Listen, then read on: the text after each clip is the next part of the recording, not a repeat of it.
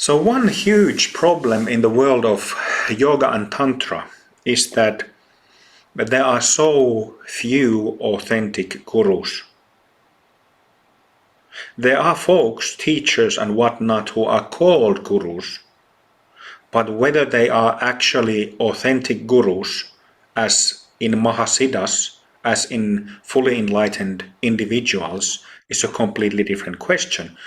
And the problem is in Tantra is that, and for some reason this seems to happen a lot. Like I've seen this happen in Hinduism, also in Buddhism, that even though, for example, in discussions that Guru Rinpoche has had 1,000 years ago with his students at the time, that we still have in writing, him, for example, other Mahasiddhas have said exactly the same thing.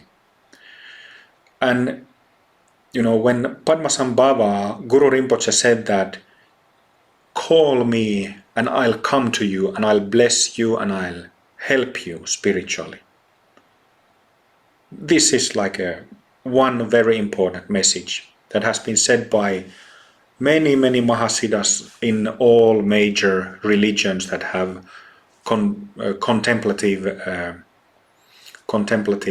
traditions and lineages. But somehow that point seems to get watered down or altered or even disappear from traditions and whatever is taught in lineages. And to me that's so strange. It's so strange. Of course, there is always when a contemplative tradition, lineage of yogic practice over time, you can't really avoid it or help it, but they always turn to religions with dogmas, strict rules, belief systems. I don't think there's a way to avoid it because this is samsara. This is the world of samsara, and at some point it will just start twisting. And just like we can see nowadays in the world, there is all kinds of movements, woke movement, cancel culture, and they just ruin reputations. They might ruin reputations of individuals, reputations of some concepts, some theories that are actually helpful. Same thing has happened in the history of Dharma. Something is just, somebody has political power, lots of influence, some individual or group, and they just push away or silence something that is very beneficial and useful in the big picture. But one thing that I realized during those difficulties, hardships, challenges, my disillusionments that I was talking about with a couple of Indian gurus and becoming disillusioned about the effectiveness of Zen Buddhism because it just didn't work. I worked my ass off for years from morning until night, literally, and it just didn't help me with my existential issues. So that was a huge moment of disillusionment. Same disillusionment, by the way, happened to my Zen master, Terayama Roshi, who practiced Zen much more in depth and much longer than I did. So he went through the whole training system, but then at some point realized that, he was smart because he went to see teachers of other traditions, not only Japanese, but I think he lived in India for like 2-3 years when he was about 40 years old. So he met and saw Tibetan Buddhists, tantrics and so on. And I think that was a major disillusionment for him, because he realized that he was a lineage holder of really notable Rinzai Zen lineage, and yet when he would, he was a Zen artist, Zen calligrapher, so he knew everything about sensing energies. So, he became disillusioned and actually took up Pure Land Buddhist practice, Amitabha practice, after that, Amitabha mantra, which is lovely. If there wasn't Tantric Buddhism or Tantra, so I couldn't choose that, my next best choice would be Pure Land Buddhism, because it's heart-centered, so it develops heart in a wonderful way. There's devotion, but there's also the support of Amitabha Buddha, which is just lovely, Buddha of infinite light. And also Amitabha Buddha's, in Pure Land Buddhism, there is the promise of Amitabha Buddha that, those who have devotion towards him and call him, and when they die, he will take to his Pure Land, Sukhavati. So that would be my choice. But yeah, I was talking about, don't worry, we will get to the acharya stuff. I'm just kind of rambling. Well, rambling is good sometimes. But one thing that I learned when I observed the mistakes of practitioners, mistakes of teachers, mistakes of those who were considered to be authentic gurus, but turned out not to be. And I didn't do this to, searching for other people's mistakes. No, I used those examples, mistakes that I, of scandals and strange situations that I heard had happened.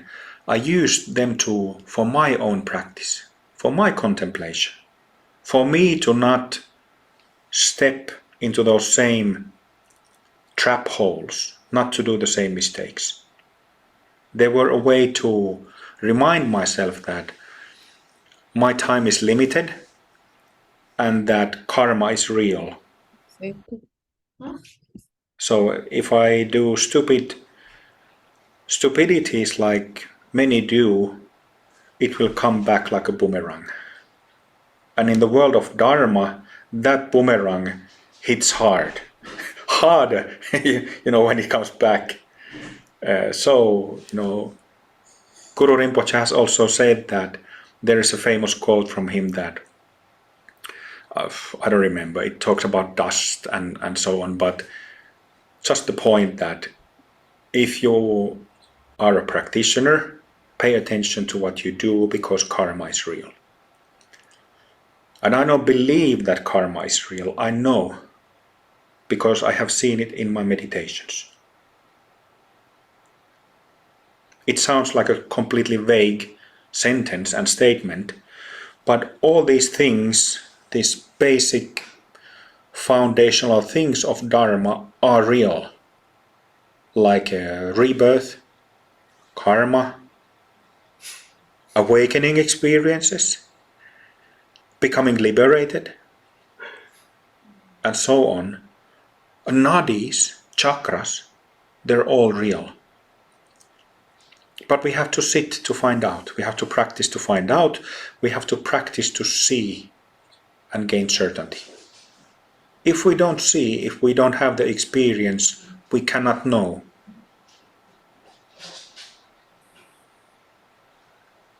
So all these things have to be verified. So yeah, my main point of all this is the incredible fortune of Guru Yoga.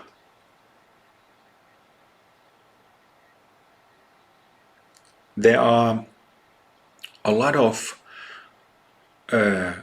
actually the importance and the blessings, the immense value of Guru Yoga, but I will just expand that a little bit. Guru Yoga is a practice where we turn to a Mahasiddha, a truly, fully enlightened master or an individual, and receive energetic transmission called blessings. You all know this. Or is there somebody who don't know? So that's Guru Yoga. Tantrics in Buddhism, Hinduism, I know for a fact that in esoteric branches of Taoism practice this with their lineage masters who might be alive or who have passed away some long time ago. And also in Christianity, in contemplative traditions of Christianity, it's called hesychasm in Orthodox Christianity, this practice where you practice Guru Yoga with Jesus. But it's the same principle. But my point is that it's an incredibly valuable way to, we need to have our own ethics, our values that you don't budge from. You need to be honest. You need to have as your basic value to not harm, to not intend to cause harm or to hurt others or yourself. Right? So these definitely help and we need to have them. But when we have access to somebody who's fully enlightened, it just takes the whole thing to a different level very quickly, very fast. And we can understand that, if we were studying the Dharma, let's think, for example, in the context of Advaita, non-duality, derived from Hindu teachings, Advaita Vedanta, or if we were practicing Zen or Tibetan Buddhism or whatever. But if we only relied on the person who's sitting in the front, instructor or a teacher, or somebody who was considered even higher than teacher, but that person wasn't fully enlightened, hadn't realized emptiness in full, and not to even mention hadn't realized light body, it would immediately set limitations to our growth, to our meditations actually. So my point is that, again and again and again in all traditions, by most masters, they have said that Padmasambhava, Milarepa, Jesus, Krishna, Babaji, and so many others have said that people turn to me, I'll help you. And yet there are so few who actually do that, isn't it? This is what I've noticed throughout the years, that you might meet, I've even heard, I was fortunate to meet Harada Tangen Roshi, a Japanese Zen master who passed away 4 years ago. I was fortunate to meet him in person and have one-on-one with him. His nickname was Old Buddha. He was 82 when I met him. And even he, when he was alive, he's the only Buddhist Mahasiddha I've met in the physical. I know there are others, but he's the only one who I've met. Garchen Rinpoche is now a Mahasiddha, for sure. And then I think that Rana Rinpoche from Nepal is also. So even Tangen Roshi from Japan, he said that even though he was Zen masters never say that. Never. But he said before he passed away that, you people, when I pass away, you can pray to me, turn to me, and I will always be there with you, helping you. So he was definitely unusual. And that wasn't the only unusual thing he said.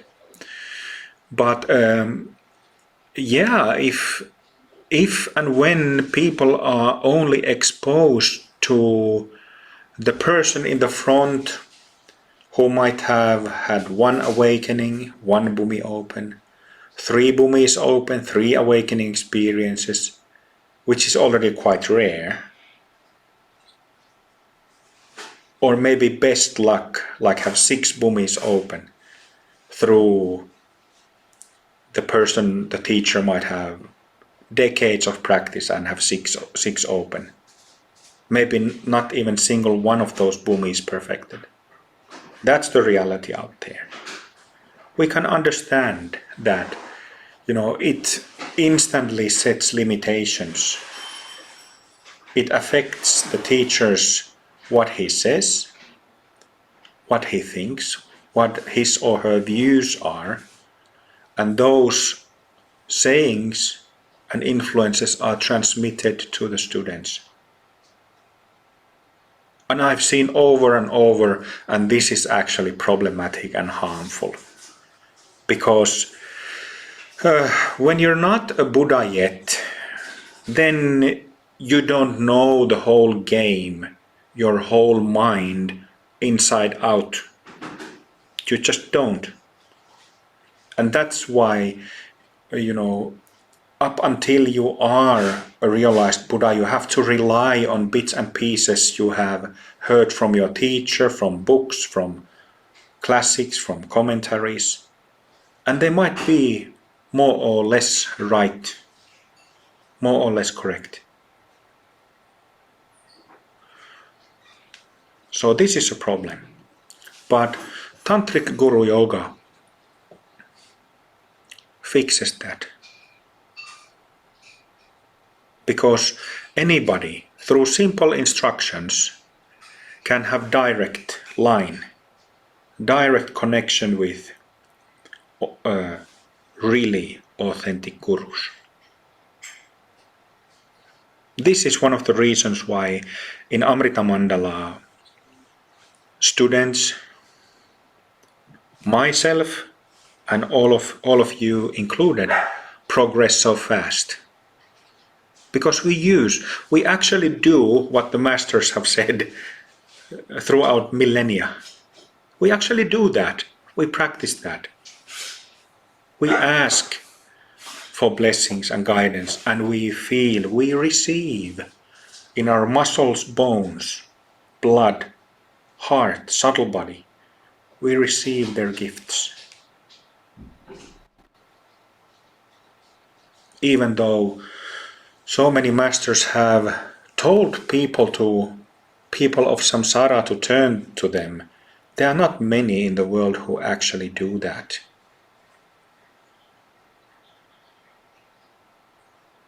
And this is also, in the context of this acharya training and Amrita Mandala, way how we practice Yoga Tantra in Amrita Mandala, this is a very important point. I remember when I started, when was this? Like 2008, 2009, 10, when I was teaching weekly classes in a local yoga studio, this yoga school. It's called Yoga School Shanti in Helsinki, which is really big. They have something like 500-600 square meters of space, and in different rooms and different yoga halls. I was teaching there, and I had taught like weekend courses here and there before that, but in 2008, late 2008, I started teaching full time. So I used to give weekly sessions there, something like maybe two and a half hours per evening in two different sessions. So first like an hour and then hour and a half. And I still remember, and I've seen this countless times over the years, the past almost 15 years when I've been doing this. I remember back then, I was teaching Hindu Tantra. after my several years in Zen Buddhism, I switched to Tantra and Hindu Tantra, and that was the time when I started teaching. And we used to do sessions called darshan of 3 Satgurus. Kolmen Satgurun darshan in Finnish. Darshan, which means like a Guru Yoga is a synonym for darshan, but darshan means kind of like to have, not to have a vision, but to experience the presence of a Satguru. Satguru, like a master, Mahasiddha. So we had these sessions, darshans of 3 Satgurus, where they lasted for like an hour or something. And first we did this with 3 gurus one by one, something like 20 minutes for each. First chanting the mantra of Babaji, like really, and I remember like already back then I understood that, when you have the group chant in a really dynamic, intense, involved way, in a dynamic way, rather than just chanting very gently and calmly, where people might get distracted. So I was leading when we chanted the mantra of Babaji, for example, I raised the pitch, which makes people more involved because they have to use their body differently. But I communicated through the use of my own voice that, put more intensity to it. And people pick it up automatically. So first chanting the mantra of Babaji. And already after chanting for 5 minutes, people were just flooded with Babaji's blessings. And then after 20 minutes, do the same thing with Jesus. So another 5 minutes of chanting, and again, like whipping the group, whipping in a good way, not in a negative way. And again,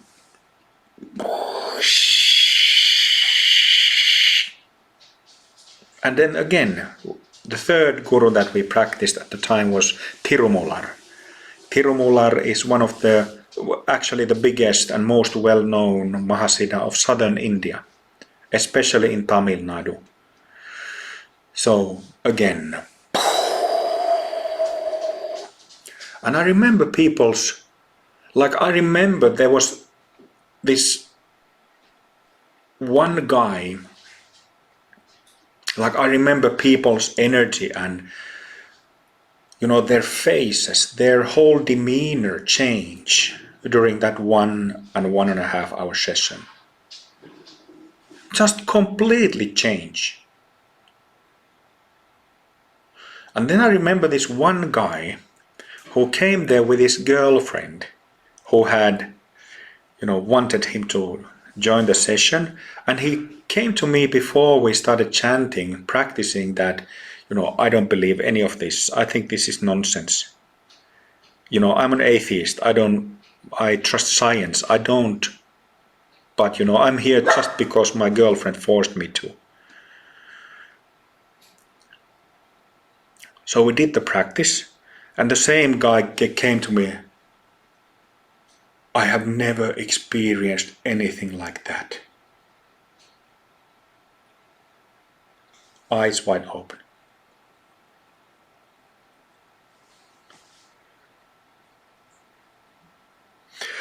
I've kept this because it was so good.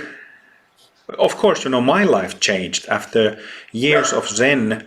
My life changed completely when I started practicing Guru Yoga. Completely changed overnight. So, this is one of the principles in our practice. And, when you start leading sessions, some of you already have, remember this.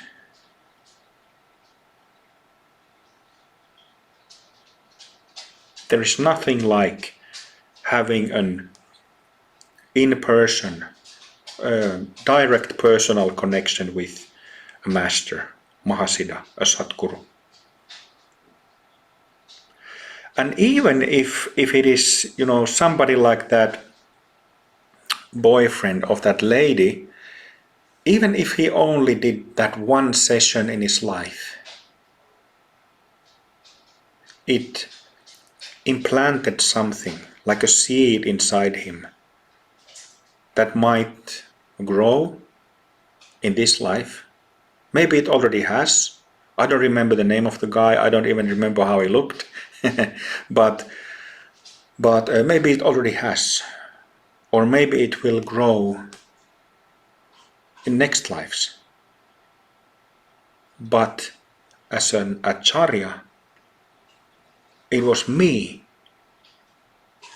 who helped for that seed to be planted in his system and his heart, his subtle body.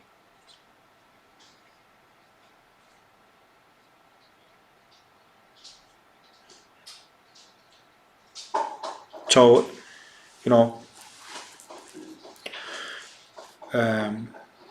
so what we can do and what is the value of doing what we do as acharyas, as teachers, even as gurus, of course, it's there's nothing like it. Nothing like it. Yeah.